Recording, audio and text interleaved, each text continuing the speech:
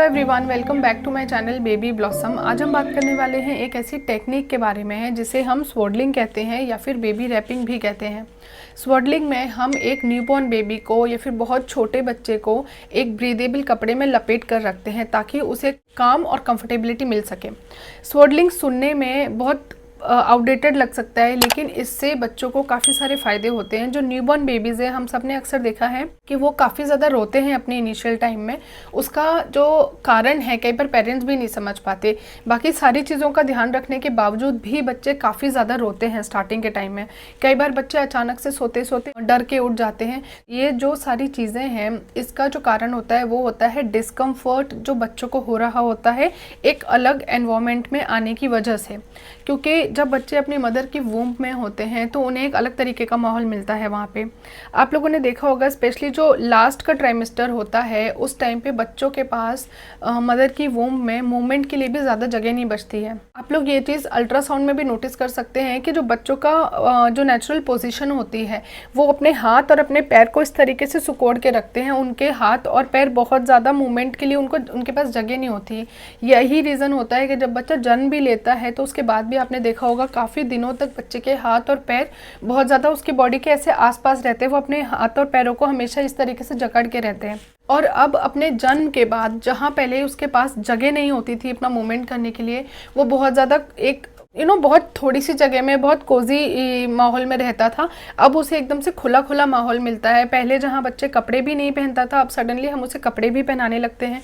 तो बच्चा इन सारी चीज़ों को फील करता है। और क्योंकि हम ये चीज़ समझ सकते हैं, एक सडन चेंज अगर हमारी भी लाइफ में होता है तो हमें भी उसके साथ एडजस्ट करने में थोड़ा टाइम लगता है। अगर उनके लिए भी कोई चेंज धीरे धीरे हो रहा है तो वो उसे अडॉप्ट कर लेंगे, लेकिन सडनली उनके लिए ये सारी चीज़ें बदल जाती हैं। अब उनके पास पहनने के लिए कपड़े होते हैं, उनके पास खुला खुला माहौल होता है, कभी वो किसी की गोदी में होते हैं, कभी कोई और उन्हें गोद में उठाता है। तो इस तरीके से बच्चे अलग अलग चीज़ों को एक्सपीरियंस कर रहे होते हैं, जिसकी वजह से वो थोड़े से अनकंफर्टेबल हो जाते हैं। कई बार उनका पेट भरा हुआ होता है, वो एक आराम से कंफर्टेबल जगह पे लेटे हुए होते हैं, अपने पेरेंट्स के पास होते हैं। उसके बावजूद भी छोटे बच्चे कई बार बहुत ज़्यादा क्रैंकी हो जाते हैं क्योंकि वो इस माहौल में अपने आप को कंफर्टेबल नहीं फील करते हैं। उनके लिए ये चीज़ बिल्कुल डिफरेंट होती है।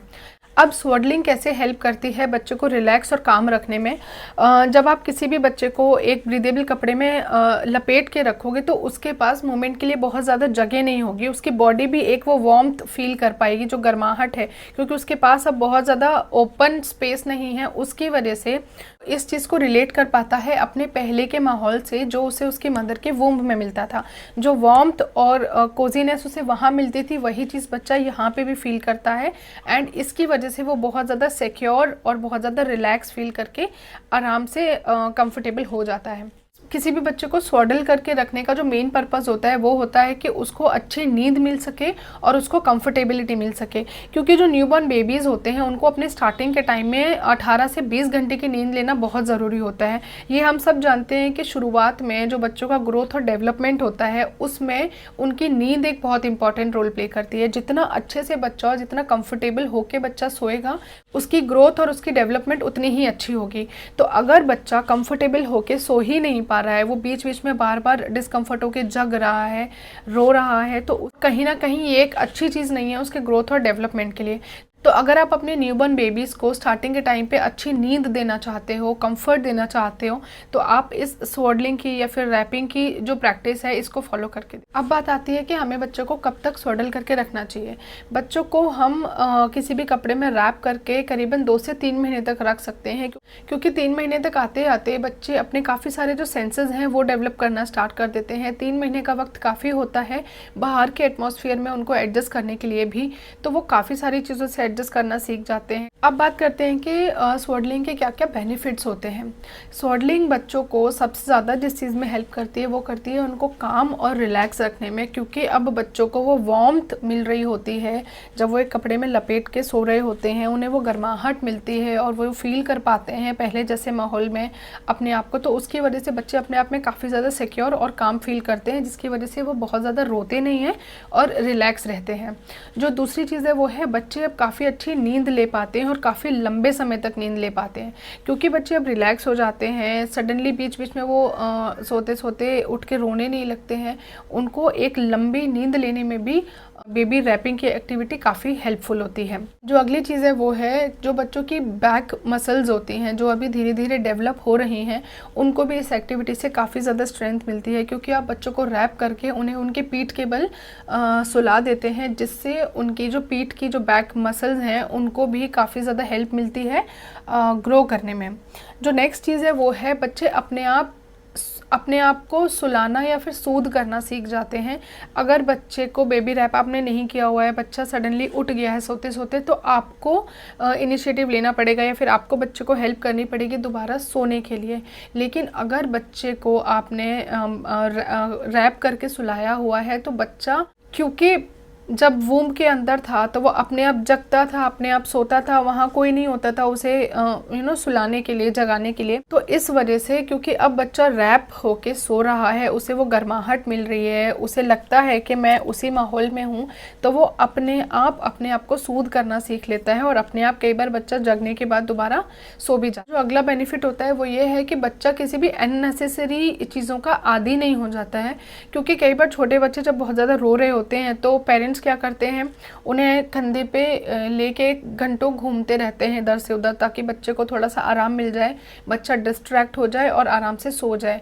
या फिर किसी भी तरीके के जो झूले वगैरह होते हैं उसमें पेरेंट्स काफ़ी ज़्यादा बच्चों को लेटा के स्विंग्स में झुलाने लगते हैं काफ़ी देर के लिए। उससे क्या होता है, बच्चों को आदत पड़ जाती है। अगर बच्चा बेबी रैप होकर सो रहा है तो वो अपने आप आराम से सो जाता है। तो इस तरीके की अननेसेसरी चीज़ों की भी बच्चों की ज़रूरत नहीं पड़ती है। जो स्वेडलिंग की एक्टिविटी है वो कॉलिक बेबी को भी काफ़ी हेल्प करती है काम करने के लिए, क्योंकि अब बच्चा अननेसेसरी रोएगा नहीं, उसे बहुत ज़्यादा डिस्कम्फर्ट नहीं फील हो रहा है बाहर के माहौल में आके।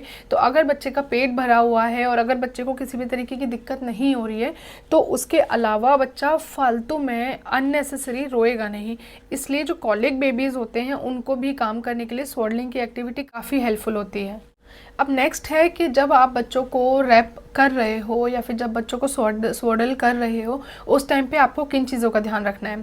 जो सबसे पहली चीज़ आती है वो है, जब भी आप बच्चों को रैप अराउंड करते हो उस टाइम पे बच्चों की गर्दन और बच्चों का हेड, ये दोनों चीज़ें बाहर रहेंगी। आपको सिर्फ बच्चों को शोल्डर्स की नीचे की बॉडी को कपड़े में लपेटकर सुलाना होता है। बच्चों की गर्दन और बच्चों का सर हमेशा उस कपड़े से बाहर रहेगा।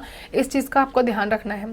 जो दूसरी चीज़ है वो है कि जिस भी कपड़े में आप बच्चों को स्वेडल कर रहे हो वो कपड़ा ब्रीदेबल होना चाहिए, बहुत मोटा कपड़ा नहीं होना चाहिए।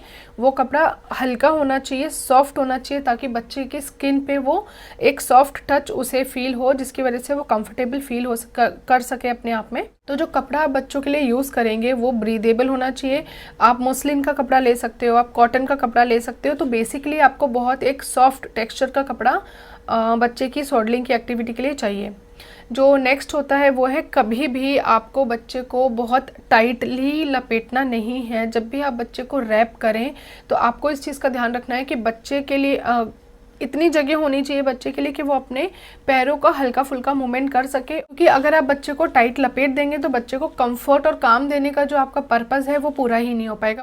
आपको स्वेडलिंग की एक्टिविटी तुरंत बंद कर देनी है जब बच्चा रोल ओवर करना सीख जाए। अगर बच्चा ऐसे पलटना सीख जाएगा तो उस केस में आपको तुरंत बच्चों के साथ स्वेडलिंग की एक्टिविटी को बंद कर देना चाहिए। क्योंकि अगर आपने बच्चे को कपड़े में लपेटा हुआ है और बच्चा अचानक से पलट गया है और अपने पेट के बल आ गया है तो उस केस में काफ़ी ज़्यादा डर होता है बच्चा अपनी नाक को इस तरीके से ना दबा ले। तो इस केस में क्या है, बच्चे को ब्रीद करने में बहुत ज़्यादा दिक्कत आ सकती है। तो अगला है कि आपको बच्चे को पूरे दिन के लिए स्वेडल करके नहीं रखना है। आपको उसको जब वो सो रहा है या जब उसके एक्टिविटी का टाइम नहीं है, जब आप उसके साथ ज़्यादा टाइम स्पेंड नहीं कर सकते हो, उस टाइम पे आप उसे स्वेडल करके रख दीजिए। वो सबसे बेस्ट टाइम होता है, क्योंकि जब बच्चे के साथ आप एक्टिव हो, बच्चे के साथ आप बात कर रहे हो, थोड़ा बहुत टाइम स्पेंड कर रहे हो, बच्चे के साथ खेल रहे हो, तो उस टाइम पे जब बच्चा खुद भी एक अच्छे मूड में है आप उसे नॉर्मल माहौल में रखिए तो ज़्यादा बेटर है।